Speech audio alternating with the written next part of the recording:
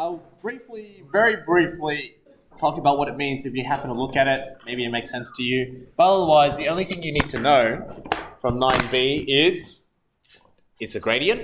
Every time you differentiate, it's finding the gradient at a point. Remember, it's just 1 point.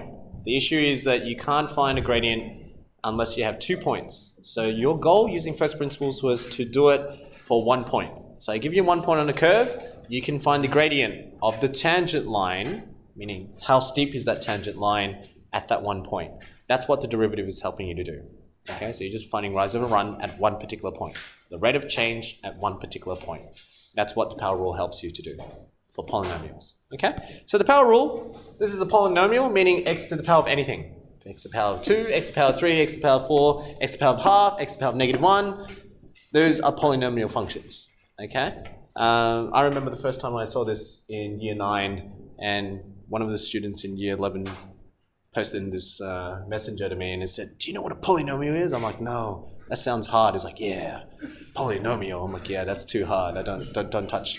And now I think about it, I'm like, what was that guy struggling about? You know, it's just x to the power 2, x to the power 3. You know, I don't know. But anyways, he scared me. Is what I remembered. This is the rule. And that's written very badly. It should be like that. F dash of x, or the Leibniz, I don't know how to pronounce it, dy dx, is the same thing. Finding the derivative, differentiate, is the same thing as finding the gradient at a particular point. So I'm going to say that again. Gradient at a particular point. It's only 1 point. Okay, so we can always find gradient with 2 points, but when you have 1, you can't. That's why first principles come in. Okay? So the rule came from your first principles, but here we go. That's your rule, and the rule is bring down the power, multiply to the coefficient, and minus the power by 1. Okay? And that's your rule in your textbook that I just put in there, just in case you don't like mine. Okay? And this is a quick example. You can use the first principles as you've been doing, which takes too long, which you would have noticed. You're not required to do that in year 12. And here, this is when you now differentiate x to the power 5 minus 2 to the power of x cubed plus 2. Yes, you can differentiate each term individually, and there are proofs to show that you can do that. Okay? And with respect to x, in case this doesn't make sense to you, with respect to x means you differentiate such that you're only focusing on the x term. So I can give you, you know, like a, b, x plus, I don't know, let's say a squared, b, x squared. And I asked you to differentiate this with respect to x. It means ignore a and b and just check out a. Okay, so it means if I were to differentiate this, if it was y equals that, then dy dx, I pretend that ab is a number. This is power of 1, so I bring down the power, so 1 times ab x to the power of 1 minus 1. See, I'm just differentiating with respect to x. If I said with respect to b, then you ignore a and x, and you differentiate with respect to b, meaning you only look at b, and you do that. Okay? So that's what the respect means. And you'll find that, especially at uni, it matters when you talk about respect to, because it depends on which one you want to differentiate. You'll have different variables. In year 11 and 12 now, you're probably just working with 1 or 2. That's why it doesn't feel like you need that. Okay? And when you're dealing with 3-dimensional shapes, then you'll need x, y, z, and then maybe I. And it does matter which one you're differentiating with respect to. Okay? So all I'm just showing you there is bring down the power. So bring down the 5. 5 times x to the power 5 minus 1. Bring down the 3. So it's 3 times 2, x to the power 3 minus 1. I'm using a power rule. Everything you learnt last year. Therefore, if you didn't realize differentiating a constant is 0. And again, I don't want you to memorize this as a rule, but think about it logically. If I drew the graph of 2, y equals 2, right? 2 looks like this. If I asked you what's the gradient at every point, logically, that's a 0 gradient.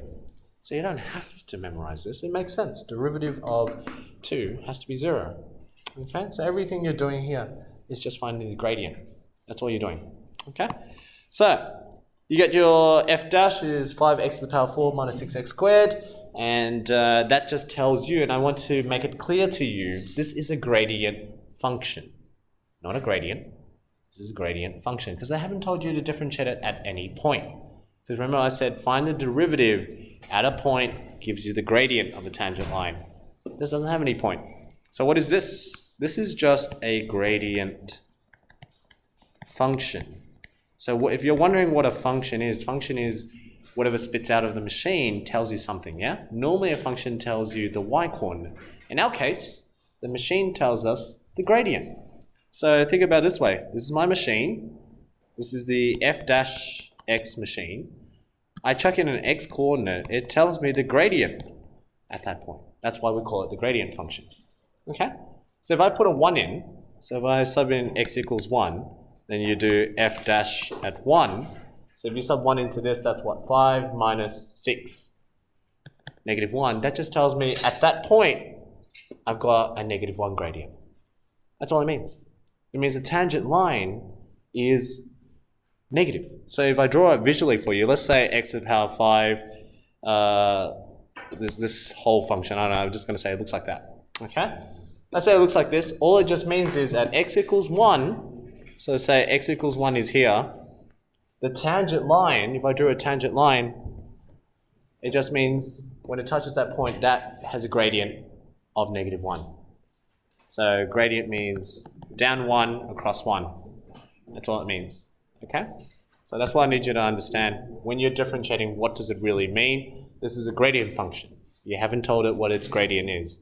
And that's important when you're solving for problems in the exams at the end of year. Normally exam 1, they'll play around with this idea. They'll give you a gradient function, they might not. They give you a coordinate, they might not give you the y-coordinate.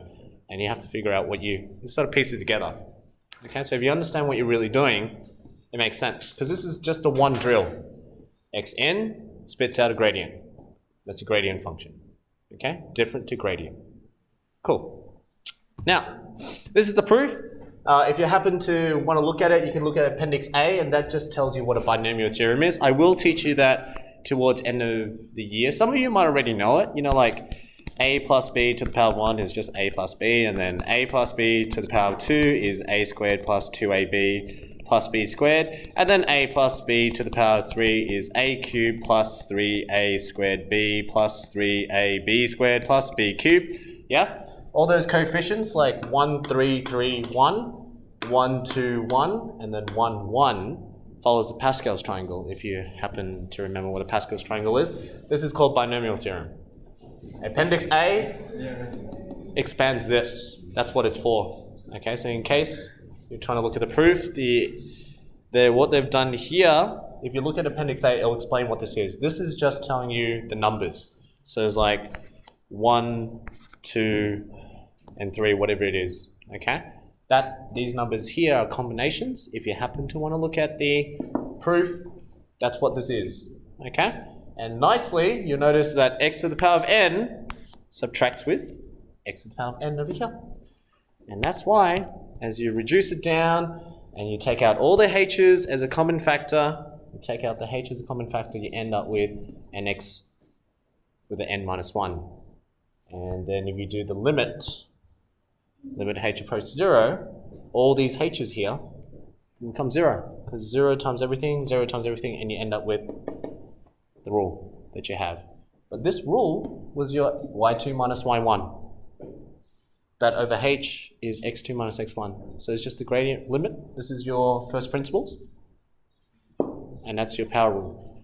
Okay? And it only comes because you're using x to the power of n as your function. So if you happen to want to look at it, feel free. If you understand it, makes sense, great. If you don't, doesn't matter. If you want to really understand it and you still don't get it from the textbook, Khan Academy, YouTube. He explains it all in detail. Okay? All right, here we go. I want you to quickly find the derivative of that and then find f dash of 1 for me. What does that mean? Think about it. Draw it as well. Okay? Draw it. Imagine if you had to explain it to your 3-year-old brother. Okay? What would you say to him? What does differentiating mean? Something 1 in. Why did you do that? You get a value. What does that value tell you? Now graph it. What does it mean? Draw it. Picture it for me. That's what you think. I have a 4-year-old sister. Well then she ain't that smart, is she? My son will be different. When he's 3, he's going to learn calculus. When he's born, he won't know father. He'll know 1. That's what he knows. 1. Yes.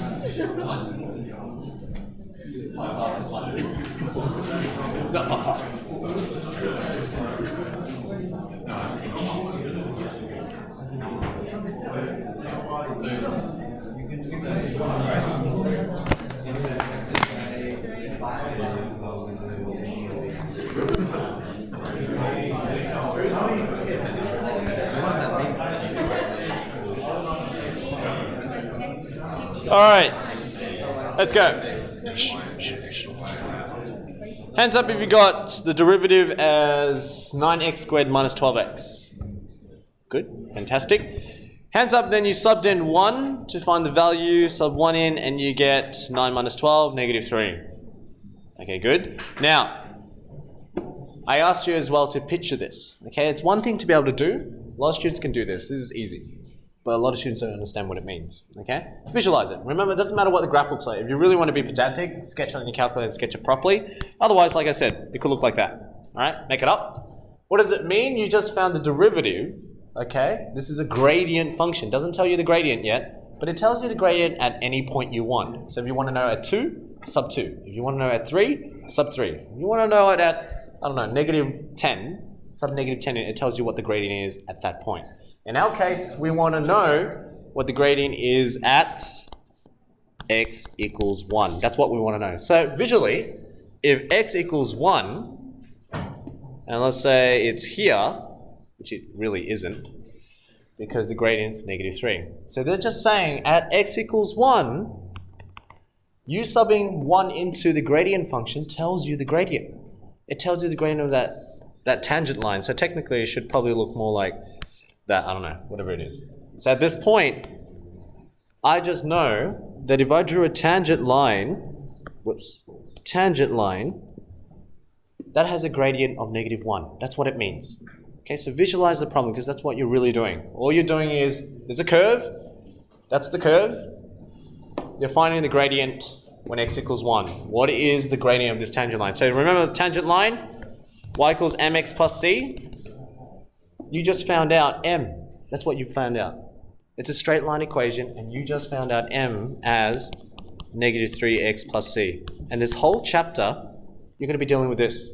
You're going to find, they're going to say find the equation of the tangent line. They're going to say find the equation of the perpendicular line to the tangent line. They're going to say find the equation of the parallel line to the tangent line at da-da-da-da. It's the same thing. Because they could be saying this. They could say there's another line out here, and it crosses this coordinate, and it is perpendicular to your tangent line, okay, and they say find the equation of the perpendicular line. Nothing scary, because you're going back to year 9 maths. You're going back to linear equations. And that whole derivative thing, everything you're doing right now is just to find m. Goes back to gradients, that's it, okay? I'm going to keep reminding you when we get to that. Here we go. Next one, find the gradient of the tangent line to the curve at point 1, negative 2. If you're really understanding what I mean, this is just another way of explaining the same question as before. So try this question, same thing. What does it mean? How do I do it? Same thing. Visualize it. What are you really doing? What are you solving for?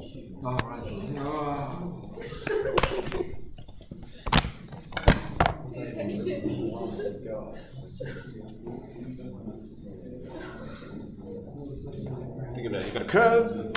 Find the gradient of the tangent line to the curve at point. Visualize it. Draw a random curve. What's 1, negative 2 mean? What are you looking for? What are you trying to find?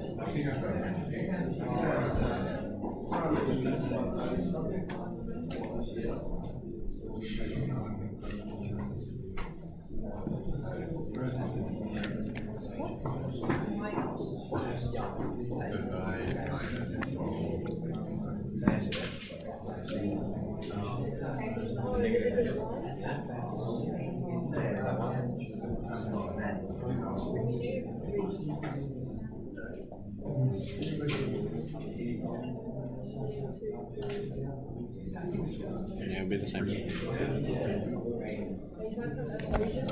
Alright, here we go. Same thing. It's the same drill. You're trying to find the gradient. Every time you think of gradient, derivative. So you're going to differentiate this problem first. I do.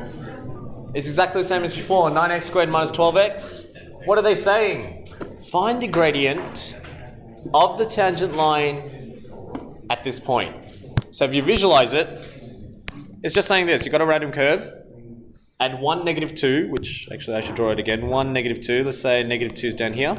1, -2. So 1, -2. They're just asking you to, at this point, find the gradient of a tangent line. You just found the gradient function. You want to know it at x equals 1. It's always related to x because that is in terms of x. So all you're doing is you're now saying f dash at 1, what is my gradient?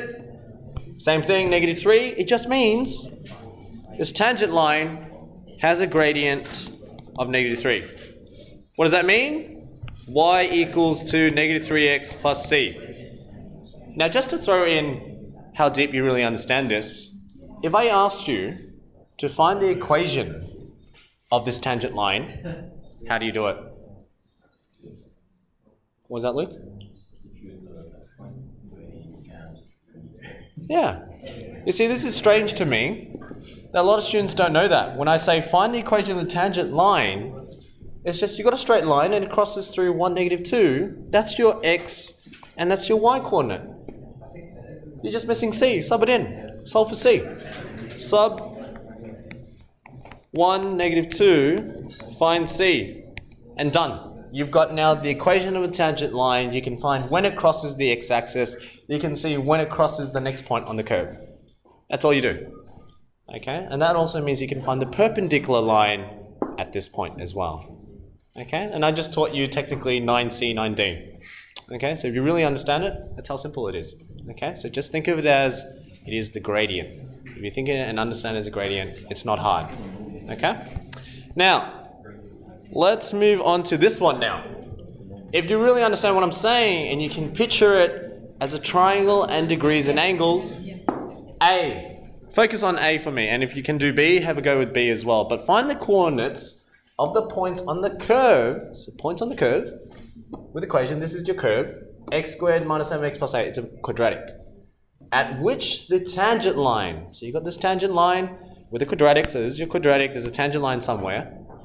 Okay, tangent line somewhere. And it makes a 45 degrees with the x-axis. So visually, this is all I'm asking. I'm just saying, if you've got a parabola and you've got a tangent line, makes 45 degrees. It just wants you to find the coordinate of the points on the curve. So the coordinate of this, x, y.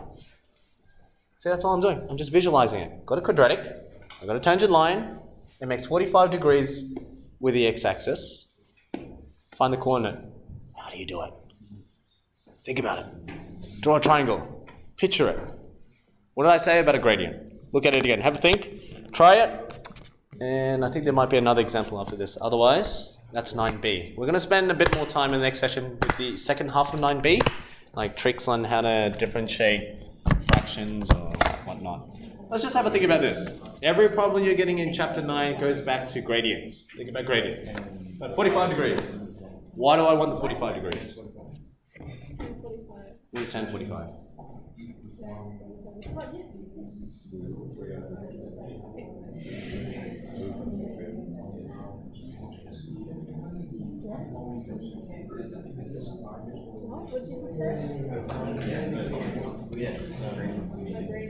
It's 2 over 2.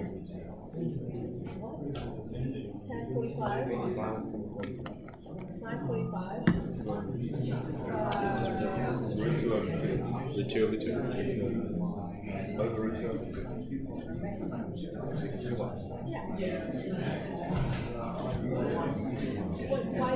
Why did you do that? Visualize. Important. It is. Alright, here we go. Just in case you're all stuck on the 45 degrees, I'm going to draw. I told you that this gradient is the same thing as if we drew a triangle 45 degrees. The gradient is the slope. Your aim is to find out that slope. So the slope of this line, which is m, 45 degrees should hint trigonometry. And the only way to figure this out is we know tan of theta, which is opposite of adjacent, should tell you the gradient. Now yes, we might not know what the opposite or the adjacent is, but we do know what the angle is. And it just says tan of whatever the angle is will give me my gradient. That's what I told you at the very first slide. I said tan of theta will give you over A, which is actually your gradient. So tan of 45 degrees, you can either use a calculator or if you remember your exact values from last year. When I get to circular functions, I'll teach you my method of remembering the exact values. And you'll learn it in like 6 minutes and you'll remember all of them, okay? But here we go, we've got tan theta. Tan of 45 degrees is 1. So it just means gradient equals 1 for 45 degrees. So now that you know gradient equals 1, how does that help you? Because you know that m at this point equals 1. Well, how else do you find m? What do you do in chapter 9 to find m, or the gradient? What do you do? Someone said it. Someone whispered it. What was it again, Rex? Derivative. Good. Do y dx. And what are you do y dxing? You are finding the derivative of this curve at this point. So find the derivative of this curve and you want the gradient to equal to 1. So let's do it. F dash of x, which is 2x minus 7. So I'm deriving this. Remember, this is my gradient. What is my gradient equal to? Shh. My gradient is equal to 1. That's what we figured out. We said we want the gradient to equal to 1. So that's my gradient. Here's go. 1, 2x minus 7. Work it out. That tells me 8 equals 2x. Therefore, x equals 4. See, that's all I'm doing. I'm just saying gradient was equal to 1. Derivative tells me the gradient. That's my gradient. So that's a 1. Solve for x. What does that tell me? That just tells me the coordinate here is 4.